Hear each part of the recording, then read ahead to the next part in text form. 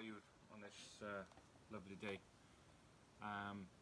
It's nice weather out there. A little bit overcast, but hey ho. It's nice drying weather. Today we're looking at the book of Leviticus. No, don't run away. Because that's what most people do when you mention Leviticus. They turn off and run away. So I'm asking you not to. It'll only take us 2 weeks, so we've got to get through it. And Leviticus is actually a really cool book if you get into it. God didn't give us a book; He gave us 66 books, and that's why I would encourage you and encourage everybody to read the Bible book by book, not snippet by snippet, and piecemeal a little bit from here and a little bit from there, and a line from this book and a line from that book. Get the books into context. Get to understand them, and you'll maybe get a completely different view of the Bible. It's a library of books, and each book has its own message, and everything in that book relates to the message of that book. But when you try to read lots of hearts. When you try to read it book by book, you generally get stuck on Leviticus. There are 3 reasons why it's difficult to read Leviticus. Stop it. There are 3 reasons why it's difficult to read the book of Leviticus. The first is it's a boring book. It's like trying to read the telephone directory. It's boring because it's so different in content to the other books of the Bible. The first 2 books are full of stories, full of narrative, and there's lots of plots, there's drama, there's characters, there's all sorts going on, and things are moving. And suddenly you get into Leviticus, and there's hardly any narrative at all. And we regard the Bible as a book of stories. And then there's a book with no stories. So in that way, it's boring. The second reason is it's unfamiliar. It's a different culture as well as being a different continent to most of us that are reading. We are, in this case, over 2,000 years away, and geographically we are 2,000 miles away. That will change for different people. We're so far away physically and time-wise that we're reading things that are frankly strange to us. It's a totally different world. They deal with things so differently from us. For example, the way they deal with infectious diseases. They tear their clothes. We don't do that. They leave their hair grow long. Well, apart from me. They don't generally do that. They cover their mouths and go around shouting, "Unclean, unclean!" And generally we don't do that at all. All of which is very, very strange to us. And a lot of it is rather weird, even bizarre. I mean, you don't have to carry a lamb or a bird to church with you these days. And then give it to the pastor who happily slits his throat in front of everybody. That wouldn't be seen to be the way to do things these days. So that in itself, the whole aspect of that culture is foreign to us. And thirdly, it seems to be irrelevant. Not just boring and unfamiliar, but irrelevant too. what has that set of rules got to say to me living now? We know that we are not under the law of Moses, and this is part of his law. So what's it got to do with us? We will have a look, and hopefully you will become a little more excited about Leviticus. I know the words excitement and Leviticus never ever go together, but we'll try and inspire you. Try being the operative word.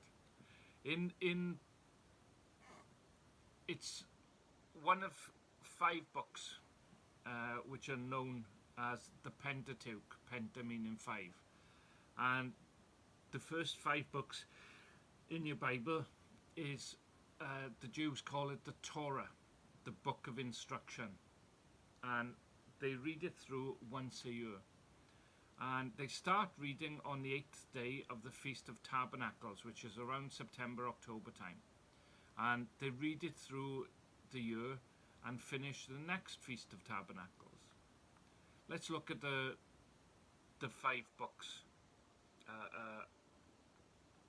of the Bible which constitute the Torah and the shape of them.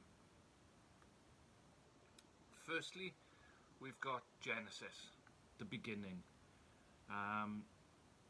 Then we've got Exodus, the going out. Leviticus, which is about the Levites.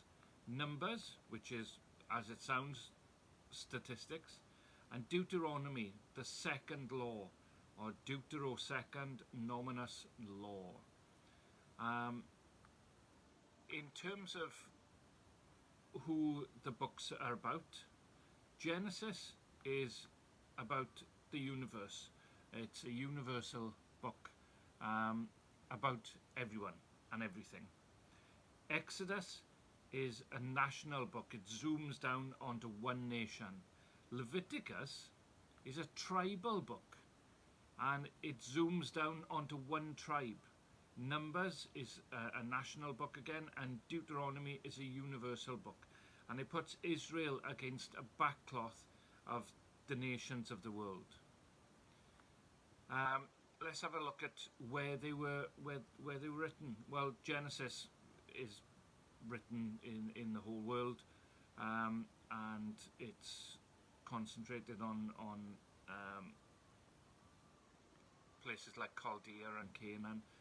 Exodus is located in Egypt. Leviticus is located in Sinai, and so too to a certain extent is Numbers, but Numbers is sort of excluded. And Deuteronomy is located in the Negev, Edom, Moab, and Canaan. And finally, let's have a look at when they were written. Genesis was written centuries ago, thousands and thousands of years. We don't actually know, but it's dealing with the past.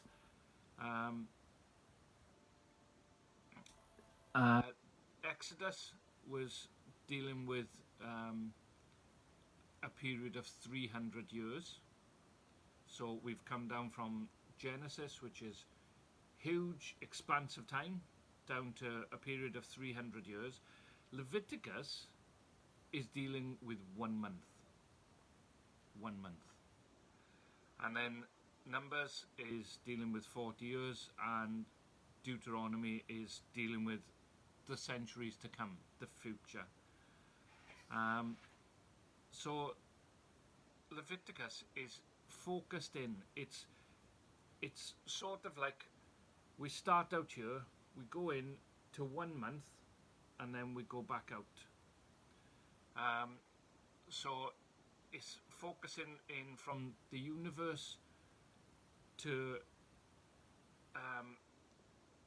a nation, to a tribe, to 1 month on one mountain. And God gave his law twice once at Sinai and once just before they crossed the Jordan into the Promised Land. The Ten Commandments came twice, once in Exodus and once in Deuteronomy. And the second time they had a sort of reminder, it was a sort of reminder of the law, just before they went into the Promised Land. Leviticus, what's going on, is the whole thing that pulls it all together. So you can see why Leviticus is so important, and we just leave it out. When we're reading our Bibles through, we just skip Leviticus. We are focusing down to the most important month, the most important place, and the most important tribe of the Bible this far. And that's why it's so very important.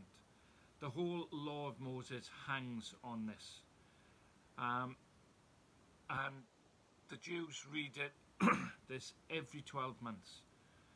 So they take about 2 to 3 weeks reading this every year. We need to relate Leviticus back to Exodus to see how these books follow on from one another.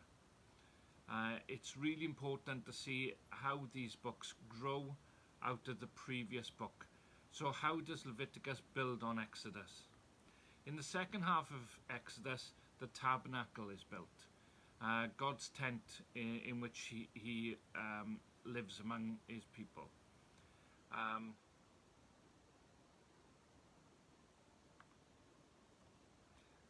In Exodus, there's God's tent in the middle of hundreds and hundreds of other tents around it, and there's the divine tent, and there's the human tents. The book of Leviticus is about everything that goes on in God's tent, and everything that should go on in the people's tent. So you're getting this picture in Exodus of the tabernacle, which is God's tent, and all these other tents around. And then in Leviticus, you're getting a snapshot. It's like a cutaway of we are seeing a cutaway into God's tent and a cutaway into the people's tents of exactly what and how we should be living. It divides the the two halves of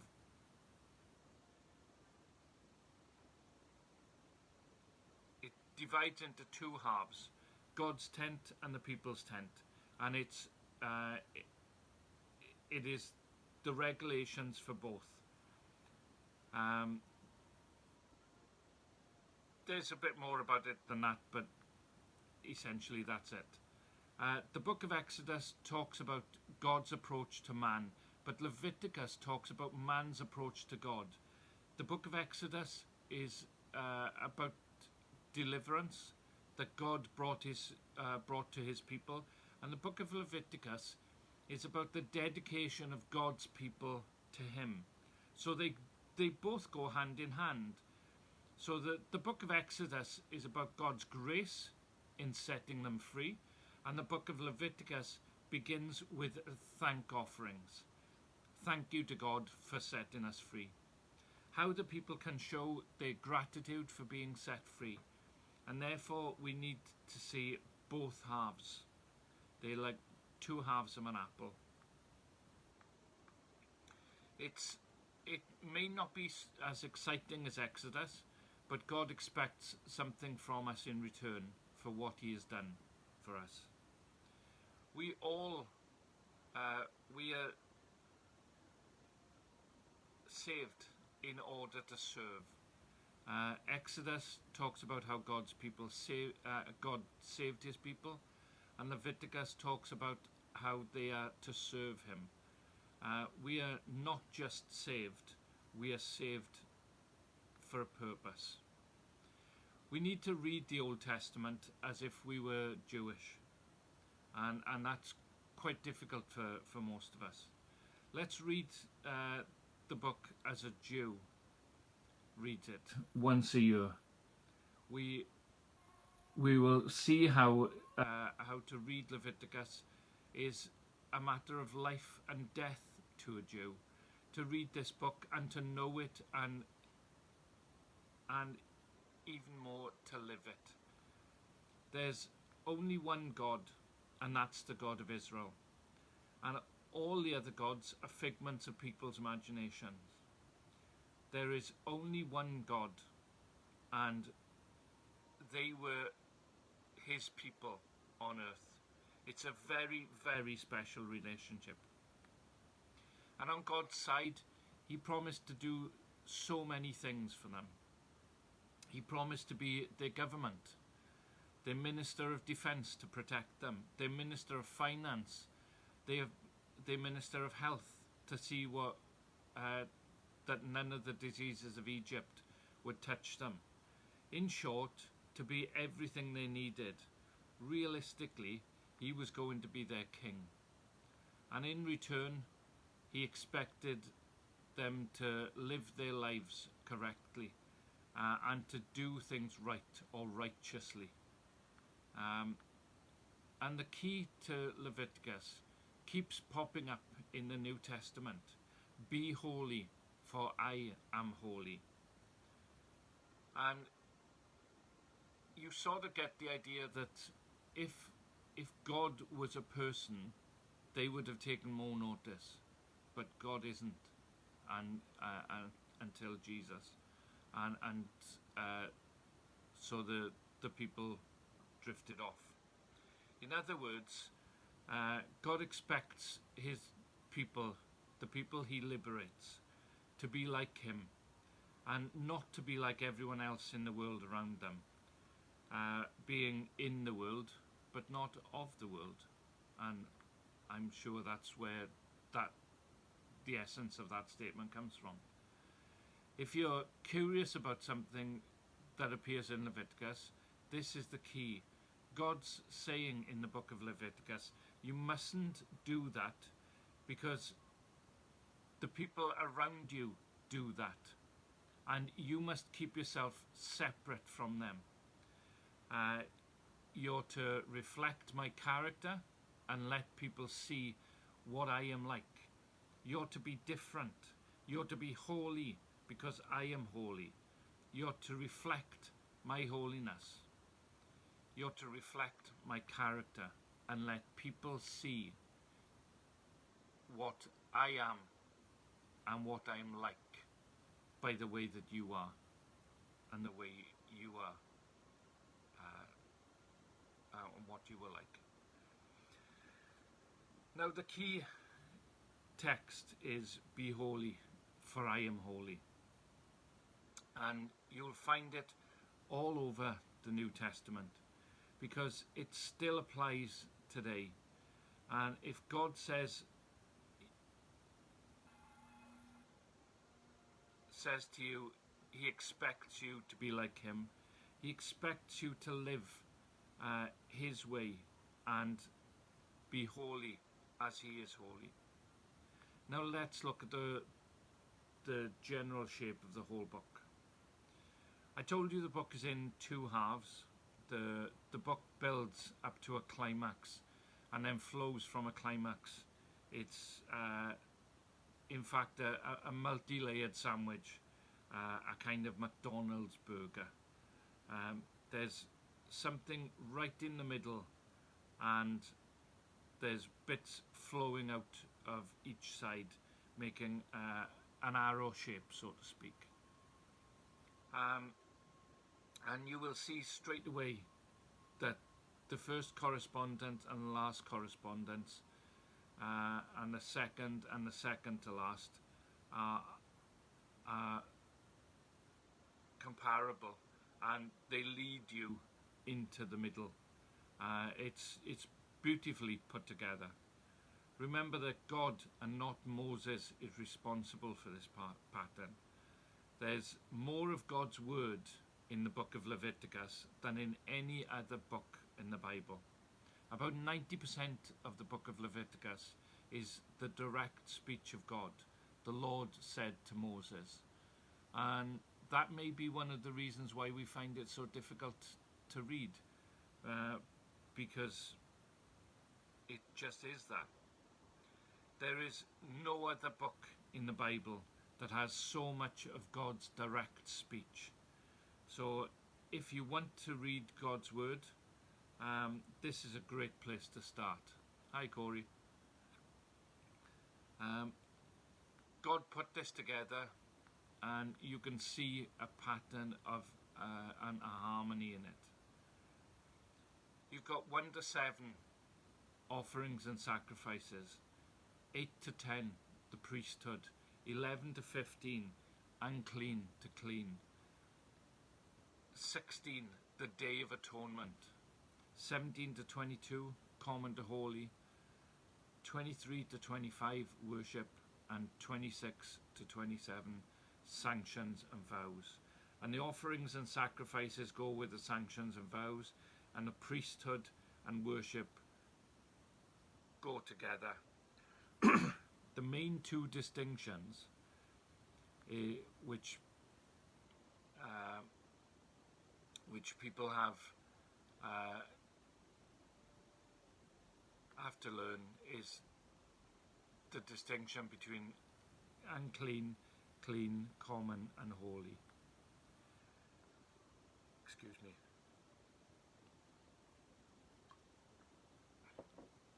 So the offerings and sacrifices of the first 7 chapters are backed up by the sanctions and vows of the people in the last section.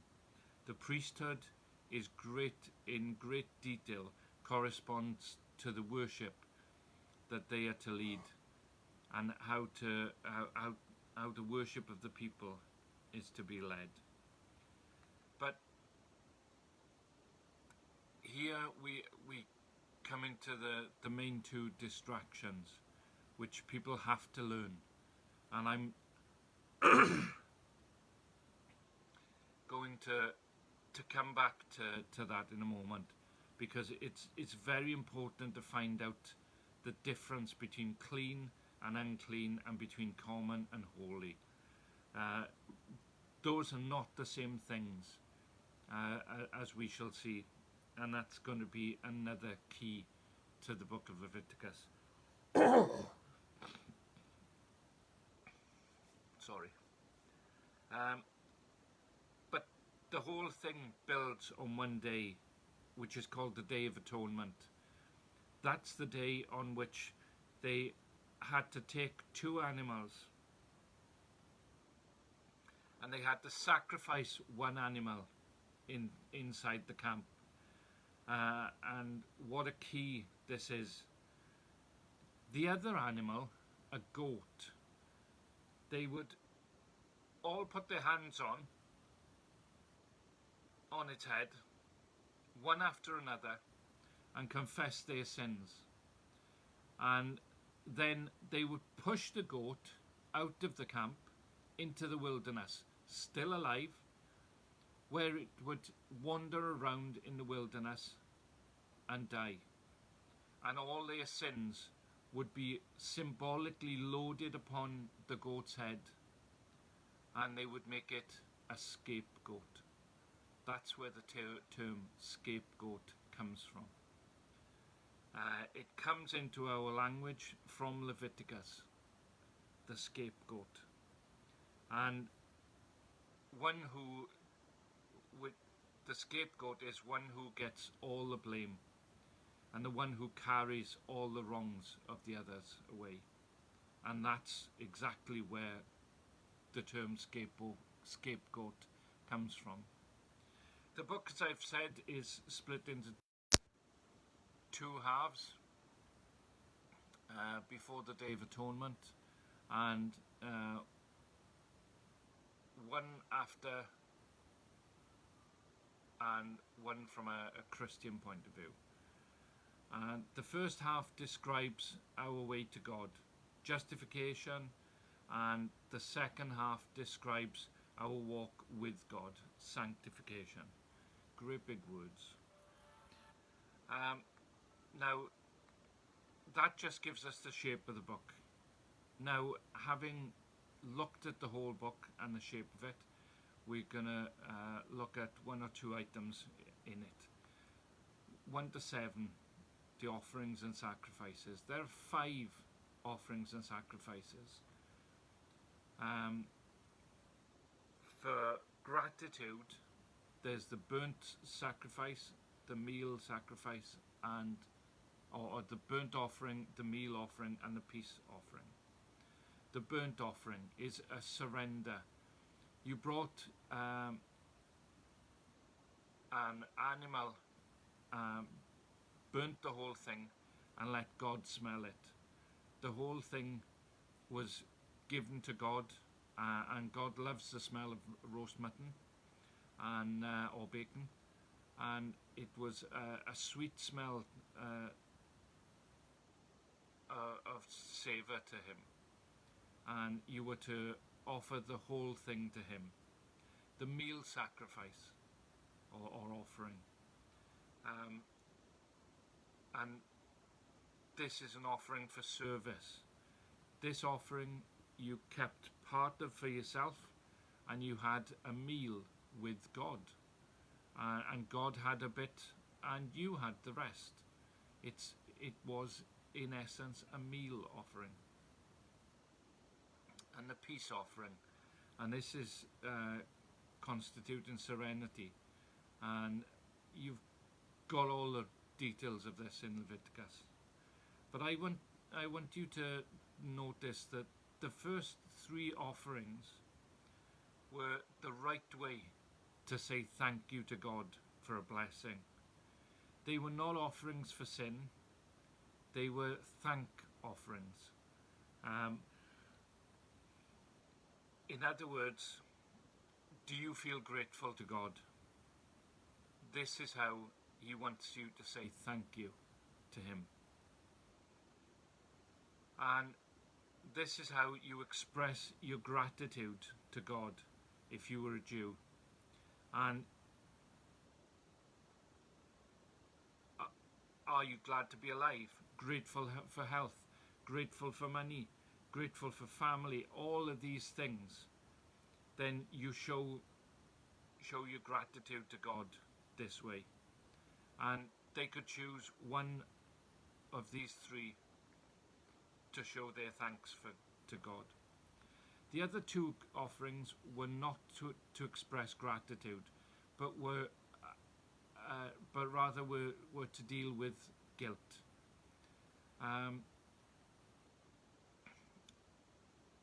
There was the sin offering and the trespass offering, and these did 2 things. First of all, they made atonement for sin. They offered God compensation for what you'd done wrong. Atonement means to compensate. So if you atone for something, you were offering something as a compensation. And both of these are compensation offerings to God, and they involve blood. They involve life. As a compensation to God for the bad life you have lived, you're offering a good and sinless life in exchange. That of a ram or a bird or something. But one of the most important things in these 2 offerings is they only work for unintentional sin. They do not work for deliberate sin. In other words, nobody's perfect. We all make mistakes and we all fall into sin unintentionally. We didn't intend to do it wrong, but we did it. Now, God provided offerings for unintentional sin.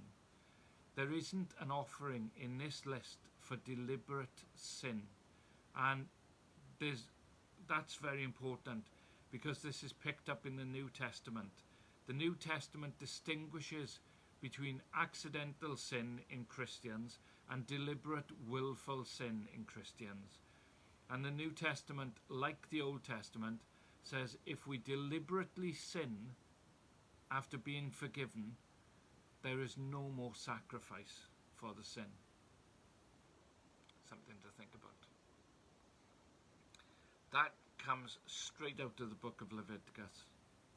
Deliberate sin in those who've been forgiven is very, very serious. Which is why Jesus said to the woman caught in adultery, "Go and sin no more," because she'd been forgiven for her sin once. She couldn't be forgiven for it again. This distinction runs through the New Testament, and as it does through the Old, between deliberate sin in God's people and accidental sin in God's people. For the accidental sin, there is full provision made for it. God knows we're weak. He knows we fall, and He knows we don't intend to. The evil I would not, that I do, says Paul. And that's unintentional, accidental sin. And that's covered. I'm not going to say much about the priests because that's pretty straightforward. I'd like to go straight in through to the fact that they had a calendar to observe, and in the New Testament we don't. There's no calendar for the New Testament.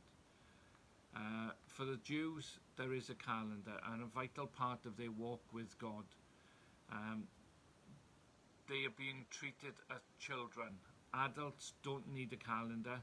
Children do, to remind them of things that they would forget. Excuse me. There's probably another one coming. And there are a number of feasts mentioned in the book of Leviticus that they have to keep. The Passover feast is on the 15th of the first month, roughly March or April. It's a feast of unleavened bread to remember how God brought them out of slavery in Egypt. On the day before the festival, a Passover lamb would be killed at 3 o'clock in the afternoon. Amazing. So you kill the lamb at 3 o'clock in the afternoon, and then the following day begins Passover. First fruits occurs 3 days later, and they had to offer the first fruits of the harvest to God 3 days later. Ring any bells, and the first fruits of them that sleep. Then Pentecost, 50 days later. There's that word Penti again. 5 or 50 days. They had to hold the Feast of Weeks because that was the day that the law was given on Sinai, and they had to remember that and give thanks for it. But do you know what happened when the law was given on Sinai and the first Pentecost happened? It says they sinned and many were put to death. Do you know how many? 3,000. 3,000 people were put to death on the first day of Pentecost. So when the law was given on the first day of Pentecost, 3,000 people died. Centuries later, when the Spirit was given on the day of Pentecost, 3,000 people were saved. It's incredible, the correlation between the two. And this is how the whole Bible holds together. It's the correlation between the Old Testament and the New Testament. And we see this all the time. Those were the feasts in the beginning of the year. Then we have the feasts at the end of the year. The Feast of Trumpets. This is held on the first of the 7th month. And the old ram's horn, the shofar, was blown, and that signalled a whole new round of feasts. And the second of which was the Day of Atonement. It takes place 3 days later after the Feast of Trumpets, and that was a crucial day when the scapegoat was pushed out of the camp, and with all the people's sin on it. And it's followed by the Feast of Tabernacles, 15 to 22 days later. And this feast lasted for 8 days. The Feast of Succoth, or Booths, was when they moved out of their houses and lived all on the same plain, and lived in shelters. So they were able to see the stars through the roof, to remind them that they had been foolish and spent 40 years wandering in the wilderness when they could have been in the promised land in 11 days. So that group of 3 feasts comes towards the end of the year. Now, all these feasts have to be fulfilled in a Christian way. The first 3 feasts have been fulfilled in the first coming of Jesus, which is already past to us. But the second 3 will be fulfilled at his second coming. We don't know when Jesus will come back in terms of the year, but we do know roughly what month. It'll be September to October. That's a certainty. And he always does things on time. This is when you would expect to see the Messiah. Every time a trumpet is mentioned in the New Testament, it's to announce his coming. So these 3 feasts are over. They're fulfilled in Christ's first coming. But the second 3 will be fulfilled in his coming the second time. And that day of atonement or redemption will come for the whole nation of Israel. Now there are 2 more. There is a weekly rest for slaves in Egypt who had worked 7 days a week. What an amazing blessing to have a weekly day of rest. There is no trace of the Sabbath in the Bible before Moses. Adam didn't have a Sabbath. He worked 7 days a week, nor did Abraham, nor Moses.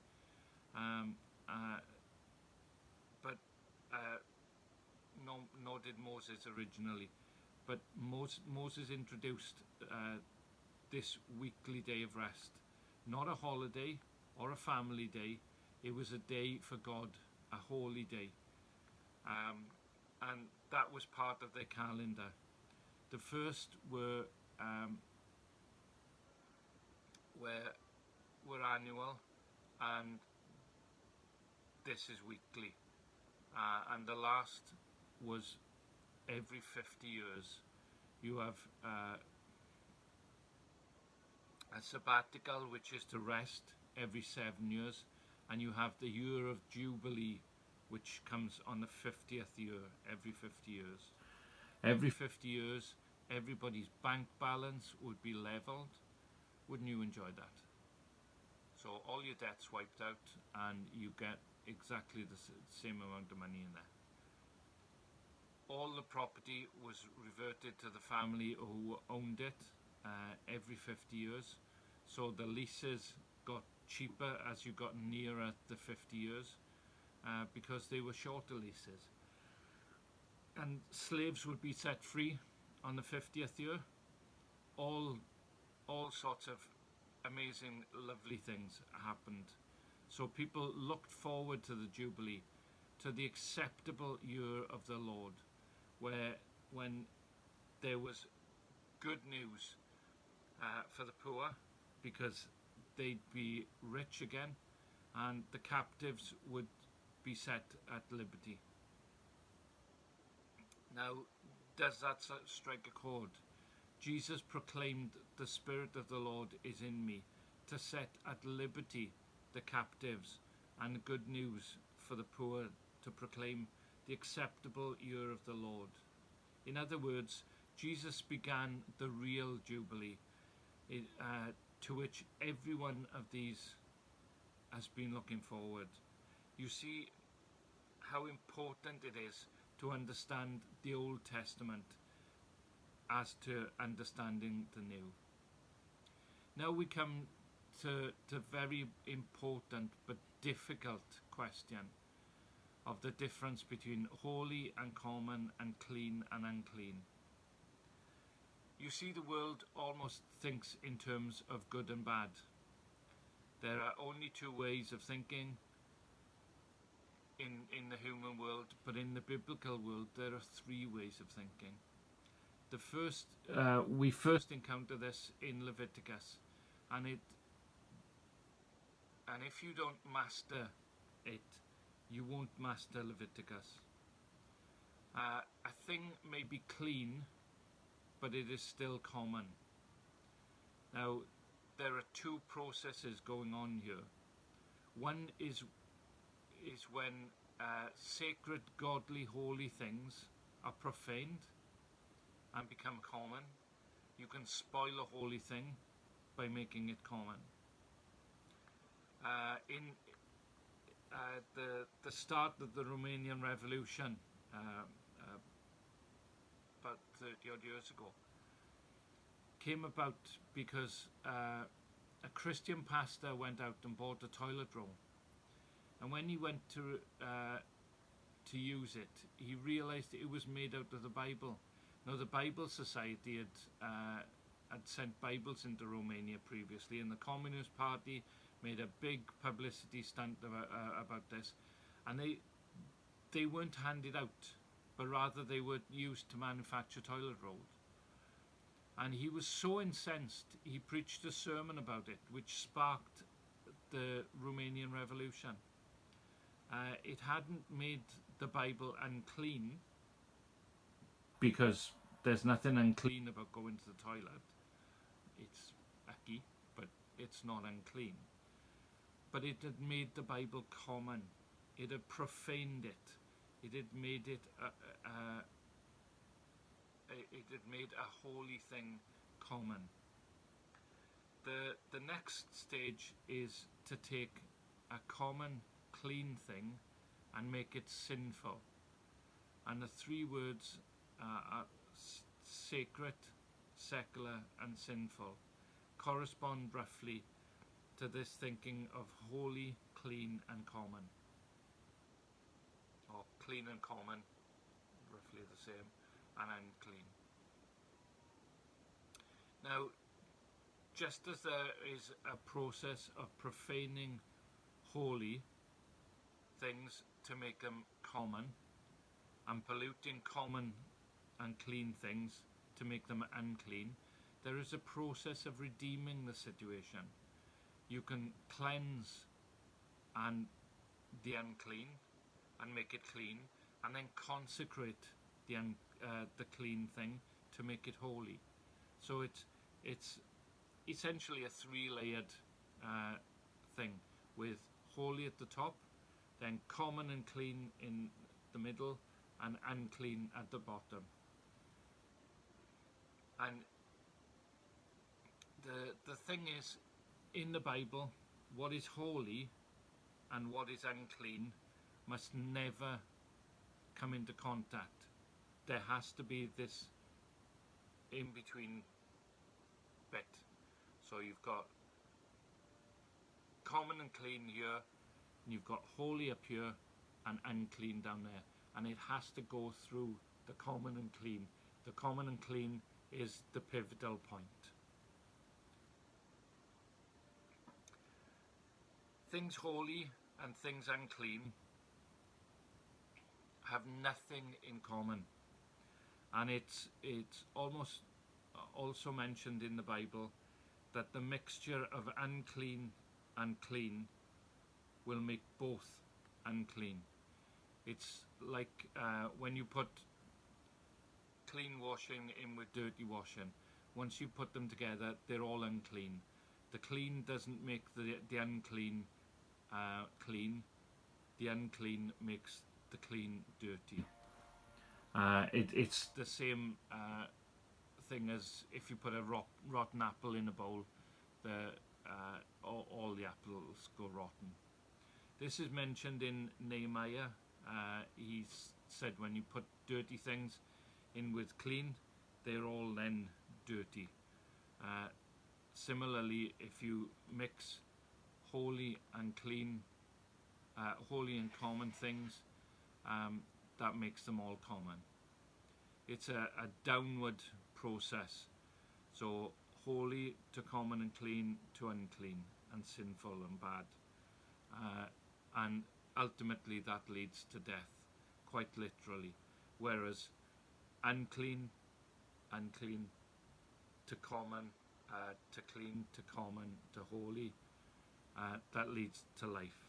So sin leads to death and sacrifice leads to life. Only by sacrifice can you cleanse and what is unclean and bring it to life. Work can be all of these things. There are some jobs that are illegal and immoral and unclean, and a Christian shouldn't do them. There are other jobs that are clean but common. Now, you don't have to be a pastor or a vicar to do a holy job. You can consecrate your work to God, and you can be a holy taxi driver. You can consecrate your work and do it for the Lord, and then it ceases to be common. It becomes a holy vocation for the Lord. You can be a missionary and be common. Your money can be unclean if it's spent on bad things, or it can be clean if it's spent on good things, or it can be holy if it's consecrated to the Lord. Sex can be any of these three things. Are you beginning to grasp this and the importance of this threefold distinction? You see, there are plenty of people who are living decent, common, clean lives, but they are not holy people. And God just doesn't want us to be living good, common, clean lives. He wants us to be living holy lives. And that's the emphasis in Leviticus. My people, if they get into unclean, they must be cleansed, brought into clean condition, but then they need to move forward and they need to become holy people, because I am a holy God. And that's the difference between being a good person and being a holy person. Quite often we get this answer, but I'm a good person. And it's not a matter of being a good person. You can be a good person all you like, but God requires you to be a holy person. And that's the answer to those outside the church who say I'm a good person, as I'm as good as anybody inside the church. I can live a good life as you do who go to church. But the essential part of this is you have to be a holy person. And they are not holy because they never use the word holy. And they wouldn't dream of using it because they don't understand it. And if they don't know about it, they just say, well, he lived a good life, but he's not a Christian. He may have lived a good life, but that's not being a holy people. And God isn't just after good people. He wants them to be holy people. And we're going to see in the book of Leviticus what that entails to be a holy people. It involves all kinds of very practical things. When reading Leviticus, it's astonishing how practical it all is. Let's take health. You see, we are looking now at holiness of life, which means wholeness of life. It means there's no part of your life that can't be holy. The body is just as important to holiness as your spirit, and that's why Leviticus talks about haircuts, as does Paul in Corinthians 1. That's why Leviticus talks about tattoos. That's why Leviticus talks about men wearing earrings. Very interesting.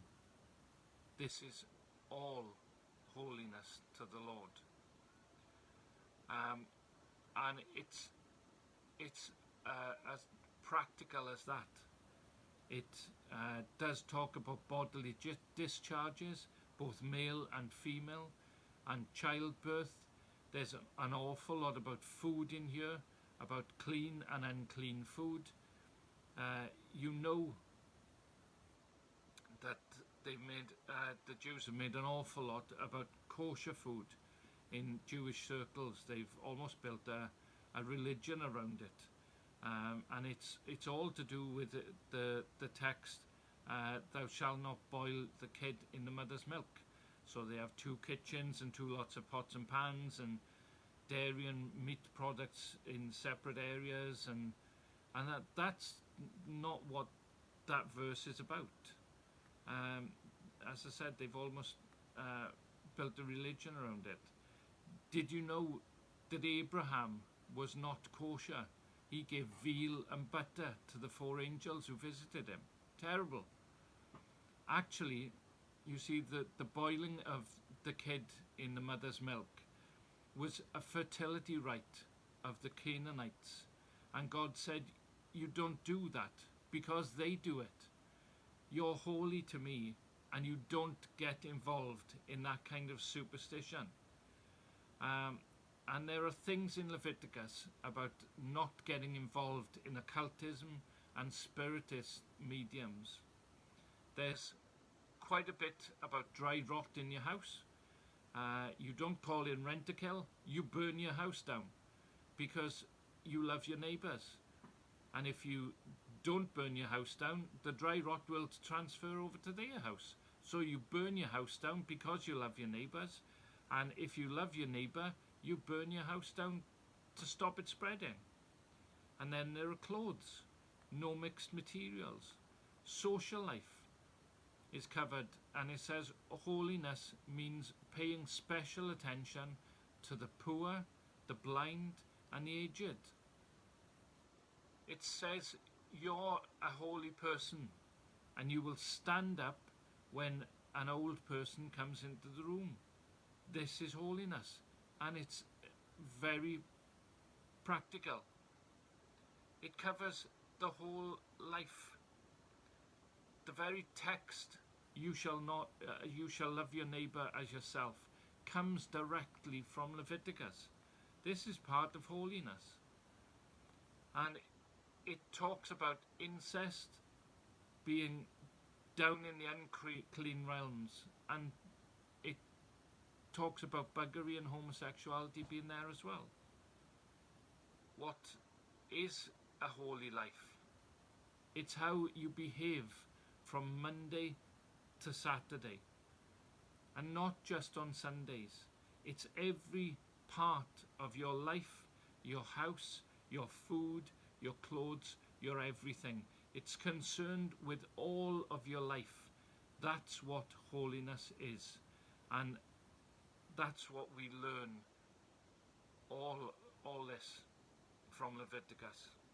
God is not just looking for a clean or a common people, but he's looking for a holy people. And that's the big difference. And until you become a Christian, you'll never even think of becoming holy. You just think of being good. And in our society today, we have bad and good. In the book of Leviticus, we have bad or unclean, good, clean and common, but then God adds another element, holy, and holy is what we need to attain. Thank you very much. God bless you, and we'll look at the second part of Leviticus next week.